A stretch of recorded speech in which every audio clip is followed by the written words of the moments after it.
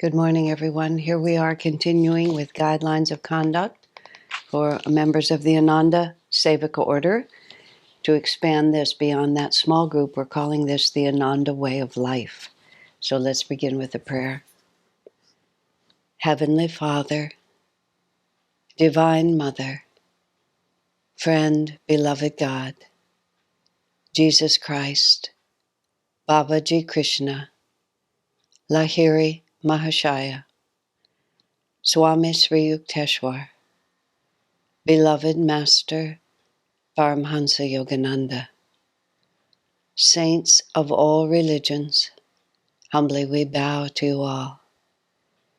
Help us to feel your presence, Swamiji, as we read your words, to feel the inspiration from Master that guided your thoughts. Let us receive not only the words themselves, but the inspiring force of consciousness behind them, that we may see in these simple concepts a doorway that will lead us out of delusion into the freedom of our own souls. Om. Peace. Amen. So we are in Article 4 out of 16 articles, and this one is called Home Life, and we're in the second of 6 or 7 paragraphs here. And we were talking about interaction with others in the house, and we were talking yesterday about the familial warmth. Swami suggests that home life should be based not on egoic familiarity, but on mutual respect, supportiveness, and love. And then he has this lovely phrase, life's longer rhythms should be emphasized in every familial and friendly relationship, and the frictions of the moment, if any, seen always in a more enduring context. There's a lifetime of teaching in that sentence. I think I've mentioned on several other occasions that Swami commented about how he's different than most people are, that he is the most careful with the people who are closest to him, instead of feeling, well, you're always going to be here so I can behave any way I want, or even as some people think, the closer the relationship, the more license you have to be undisciplined in your reactions and your responses. This is a grave mistake, because the people who are the closest to you grow to depend upon you, and they gradually, hopefully, become more and more willing to share who they really are. And therefore, that openness makes us very sensitive to censure, to misunderstanding, to lack of support. And it can be a cascading series of unfortunate events. And from very positive beginnings, sometimes people just find themselves, whether it's partners or parents and their children. I just saw just one of those random statistics that appears when you're looking for other things on the internet that just talked about how many families are estranged, how many parents and children are estranged. I believe they were talking primarily in America, where these things happen more than they do in some cultures where the tradition of family is stronger. But how many families are estranged, how often the tie between parent and child is broken, and how frequently it's the adult child who breaks the tie. And I started thinking that whole cycle through, and just where the parents get started and the expectations they have and what they hold, and then how the adult children find the expectations unbearable. Now, I'm generalizing from my little bit of experience. This is not a scientific study. I don't have any statistics or proof. But I've had the conversation with my adult friends. I have no children of my own, so all of this is just secondhand observation. But people who have an expectation of being close to their adult children, I have often had to point out to them, are you close to your own parents? And they'll say, not particularly. But I thought it was going to be different with my own children. And then the children have their own thoughts about what their life should be. And the parent has been so sure that they were going to create something else, and it just creates a mess. So what Swami says here, and it's all, what's so painful about it all, it's all very well intentioned. People really love each other, but human relationships are not as simple as people think they are. And it's one of the great mysteries of life why they don't work out better. And I don't really have an answer, except that everything in this world and time proves itself to be, it doesn't have to be bad in any way. It just proves itself to be less than the perfect fulfillment we hoped it would be. Because the only true fulfillment we're ever going to find is in God. Certainly in my own experiences, and I've been profoundly blessed in my life with deep, enduring, wonderful relationships of every kind for my entire life. But even the very, very best, there's still, it isn't God realization. And that's how Master intends it to be. That's how God intends it to be. He wants us to be happy, and He wants us to get a glimpse of the possible, and then He wants us to seek our deepest fulfillment in God. And this is the way Swami puts it: life's longer rhythms should be emphasized in every relationship, which is we're soul friends. And we've been soul friends for countless incarnations. And the form that it's taking right now, I remember there was when we had this ashram house in San Francisco for a decade or so, and there was a little boy who lived there, and he was of the age, he could talk, maybe 3 or 4. Again, I've not raised children, so I don't have an exact idea. But he was small enough where he was at the stage of life where he couldn't quite control his body, but he was old enough to feed himself. But pretty much every dinner he would knock his glass of milk over. It just, in the exuberance of the moment, he would knock it over. And one of the times when he knocked it over, his father became rather impatient with him. And the little boy just looked at his father and said, "When I was the daddy and you were the little boy, I never yelled at you." And it wasn't that he'd been taught this. It was just he remembered. When I was the daddy and you were the little boy, I didn't lose my patience with you. And, just in his mind, it's like, this isn't fair. I'm just a little kid. You can't expect me to be something else. And that's just the truth of it. One person may be small and young this time, and you're the older one, but it could easily, and almost certainly, has been different. And the other point about it, and this is, Master made a marvelous statement once. He in talk, not once but multiple times, when he was talking about human love, he was saying that every human relationship except for friendship has and I think he used the word coercion, but it has an element, it's fixed.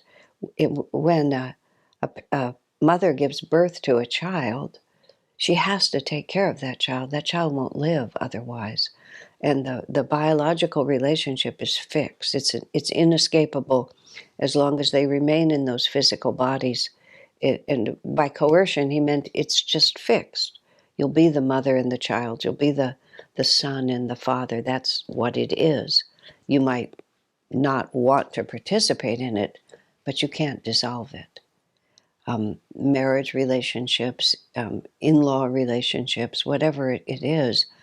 I mean, nowadays people divorce and separate, but still, there's a defined element, except for friendship. Friendship is entirely freely given. It has no fixed form. A person chooses their friends. Well, I mean, even it's a joke. God gives you your family, but thank God you can choose your friends. That's what people say, and it's not very nice to families, but it's a statement of the freedom that's involved. And therefore, Master says, friendship is the highest form of love. And he even goes so far as to say, between the guru and disciple, to elevate it to the level of friendship. where, again, it's not because I have to, it's because with my whole heart I choose to. And the other aspect of friendship in regard, since we're talking about home life and family life, is that merely to call yourself husband and wife or mother and son does not in itself create a relationship. It creates a definition, but it doesn't create a relationship. What creates a relationship is if you are actually friends, and if you are respectful and loving and supportive and really see your role with each other is to bring the highest out of one another. And of course, in these defined relationships, what begins to happen to us is we begin to try to impose from the outside what this is supposed to be like the conversations I've had with some of my friends who have raised children. You know, I thought we were different. I'm the mother and we were going to be close. I've tried to say to my friends sometimes, you know, you're very lucky if the child that you give birth to, when that child really becomes himself or herself, that child turns out actually to be a real friend of yours. And I don't mean that they would be an enemy necessarily, but a friend in the sense of that you have an affinity beyond the definition, that you really do have things in common and so on.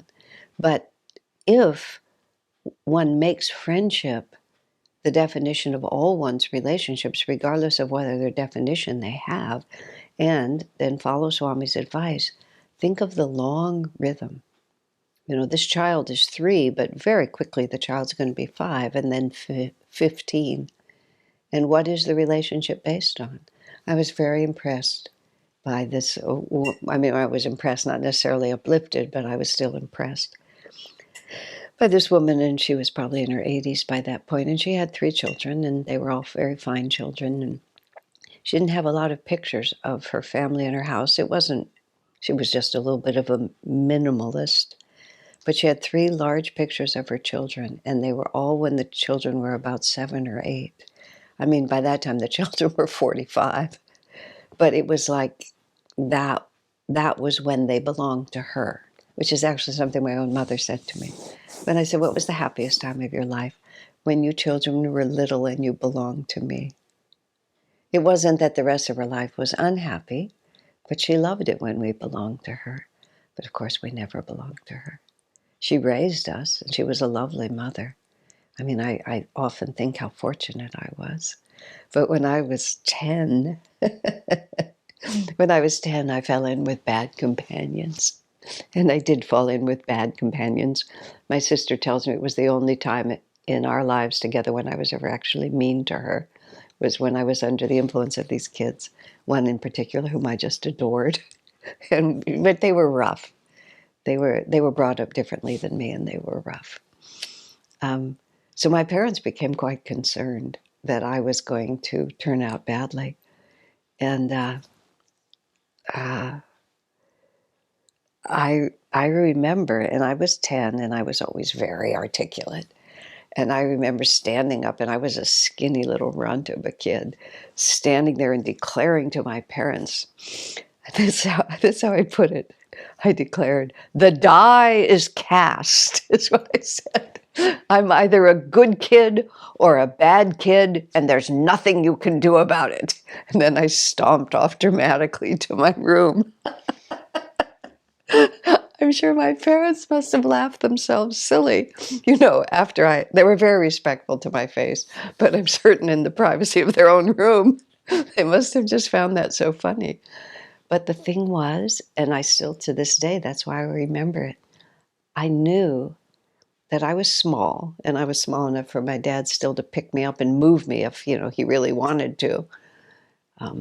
But inside, I didn't belong to them, and I knew it. And I actually knew that my destiny belonged to me. And so that was a fun way to declare it. But it's always true. I perhaps was slightly more independent and more self-aware than some children, but that didn't make it any more true for me. I just knew it more.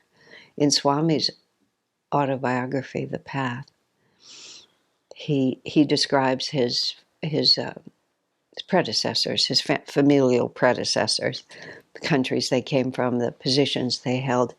Both his parents' families, in their own way, were prominent families in the sense that they did significant work in the world. And but he writes in the path. He says, I describe these influences. He said, I came into this world fully myself, Swami writes, and I describe these influences just only to show the influences with which I chose to associate. I'm not quoting him exactly, but that was the meaning.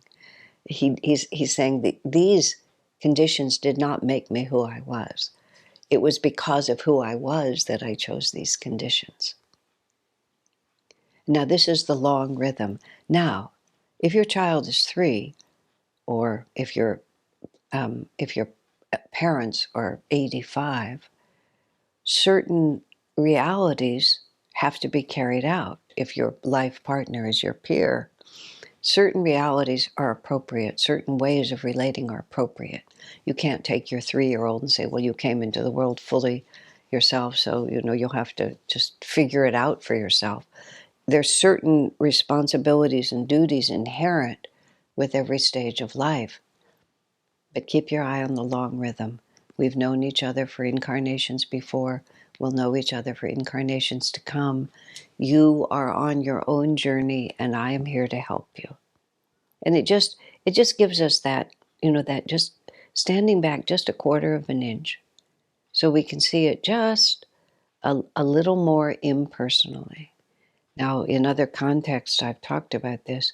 To be impersonal does not mean to be callous or uncommitted. To be impersonal means that I see it in the longer rhythm. I recognize where we've been and where we are and where we're going. Now, is this easy? No, actually, it's exceedingly difficult, because our longing and our own complexities and our own hopes and aspirations and our own thought that this time, for millions of incarnations, I was disappointed, but this time it's going to work. This time. That's why we reincarnate over and over again. We just try to adjust it a little bit more. I was hearing recently about, there's this lovely woman, Maria Warner. She passed away from cancer maybe 15 years ago. I'm not really quite sure how long ago. She was married to Devarshi, who's a very well-known acharya in our Ananda world. And Maria had a recurrence of cancer. And it came on her very suddenly, and she realized it was in her brain. It was a second or third recurrence, and her sister and her mother had died from it, so she knew. But she was very, very, very detached. Now, just a moment, the point I wanted to say. Let me just try to remember what it was.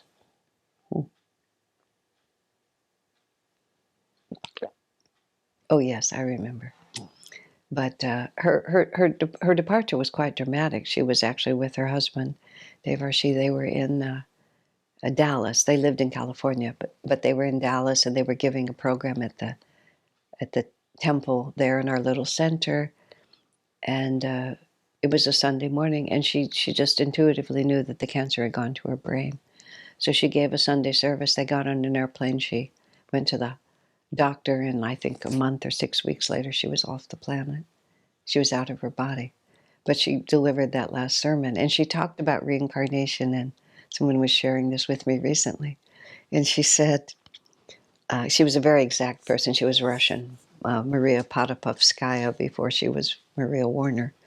And she said, I have been to Starbucks enough times that I have figured out exactly which coffee I like. I've experimented. So I can go into Starbucks and I can tell them exactly how to make my coffee, and it always comes out just the way I want. So she said, so we have the illusion that I can go to every area of my life and I can do a little bit of experiment, and then I can figure it out just perfectly, and every time it'll come out just right. And then she says, of course, it doesn't work like that. And it doesn't work like that, especially and above all in our human relations. Even if we give birth to the people that we are in relationship to, or support them financially, or put them through medical school, or whatever it might be that we do, it isn't like a cup of coffee, because both elements have free will. I mean, the coffee cup is passive. The barista has free will, but you can work with them long enough until they'll get it for you. But when we're in familial relationships, each person is following their own trajectory. And we have to. We have to follow the road that we follow. I remember when I was 18, I always knew that I was born for something else until I met Swami, which was 4 years after that. I didn't know what I was born for, but I knew that I don't want to say that I had a destiny. I just felt a tremendous amount of energy in me. Let me phrase it differently. I hoped I had something else to do. I couldn't imagine the life that I saw acted out around me. Not because it was terrible, but because it was just what it was.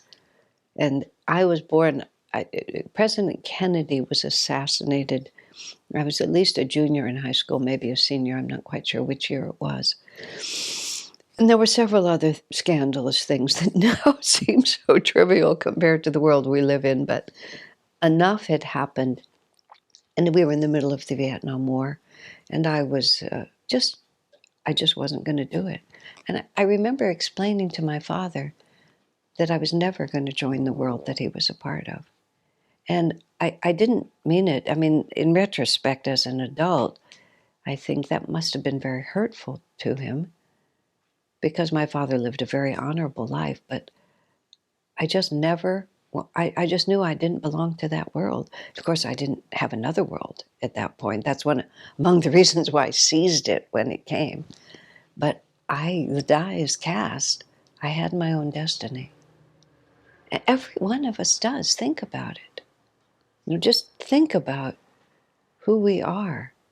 And we can't help ourselves. I was just talking to a friend in the last couple of days about just how many different pieces there were that had to all shift and come together to bring my friend right to the point where they are right now in their lives. Jyotish put it once at an Easter service, and I've plagiarized his line many times since, but now I'll give him credit. He took it right out of the Bible.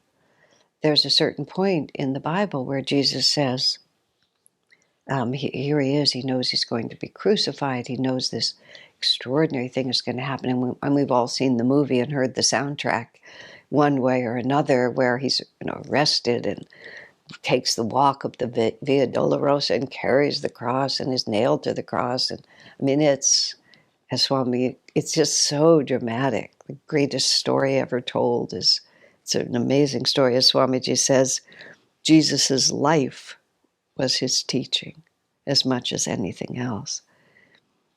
And when he's praying to God, is this really going to happen?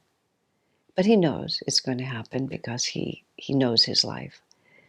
And he says, Lord, spare me from this hour. But then he says, but for this hour was I born. Oh, and you can hear the soundtrack and you can see the fireworks go off and everything. But on this Easter, Jyotish just said so directly to all of us. And for this hour were all of us born. I mean, it's really quite remarkable. We've had millions of incarnations, and every piece of it has all worked together. Just look at the little bits that you know and see how it's all worked together to bring us right to this moment when conditions are absolutely perfect for us to choose to remember God's presence in our lives or to turn away from it.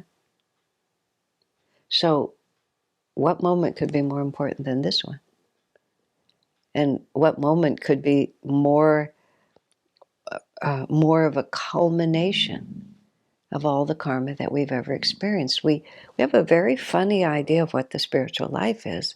We think it's going to be acted out in dramatic moments, but it's actually acted out in little moments. When the people close to us aggravate us, and we have a wish to respond without regard for the longer rhythm. And we give in to our annoyance, we give in to our desires. And I'm not asking you to be inauthentic. It doesn't serve anything to suppress. It doesn't serve anything to pretend. We have to be absolutely honest. So there's the way I think about this is we have to know exactly what we feel. We have to know as much as possible why we feel it. We have to allow ourselves to experience whatever it is that we're going to experience. We have to be unafraid to reveal that to others. It's not like we have to always put on a bright, shiny face. Friendships are not formed out of insincerity. But then, once we are in the presence of reality, the reality being, I wish something from you, I feel like I need something from you, I want something from you, I desire for the world to be a certain way, then we have to say, what is appropriate. I make a distinction in my mind because it helps me. There's karma, and then there's dharma. And dharma is that action or thought or feeling that expands our consciousness and draws us closer to God. Karma is all the stuff that swirls around that then has to be sorted out. This is my karma in this situation, but what is my dharma in this situation? And if we can think of the two as separate, see, a lot of times we're afraid to be honest about our karma, which is how we feel and our limitations and our inability to live up to our highest aspirations, because we feel the mere acceptance that all those contradictory realities exist is in itself a violation of dharma. No, it isn't. It's just the field on which, of Kurukshetra, on which the struggle takes place, in which we have the opportunity again and again to try to defeat the forces that would pull us into contractive self-concern and be triumphant in the forces which would allow us to be broad and generous. We can be very, very sad and very weeping because of the inevitable disappointments, but still, there's still a profound joy in that victory of Dharma. This is the longer rhythm that Swami is talking about. One of my friends, when his son went to college, left home to go live at a faraway school and never really came back after that. He said it was like getting a divorce without ever falling out of love, is how he put it. And of course, he wanted his son to go to college. He'd raised him to have that life, which is, he's had a very good life. But it didn't make it any easier to not have him in the house anymore. So the karma is, I'm sorry that my children are not 8 and I don't have them all to myself anymore. But the dharma of it is to say, bless you, my son. I've sacrificed everything I could to help you go forward for your own destiny, and I stand behind you as you seek it. For this hour was I born. These are the long rhythms that Swami is urging upon us. And if self-realization is the goal of life, what does family life look like? And this is what Swamiji is trying to describe for us. Now, of course, the secret of all of this is whatever fulfillment this world will give us is to be found on the pathway of Dharma. Where there is Dharma, there is always victory. The human heart may shed tears, but the soul will rejoice in the courageous carrying forward of what God has given us to do. So, my friends, God bless you.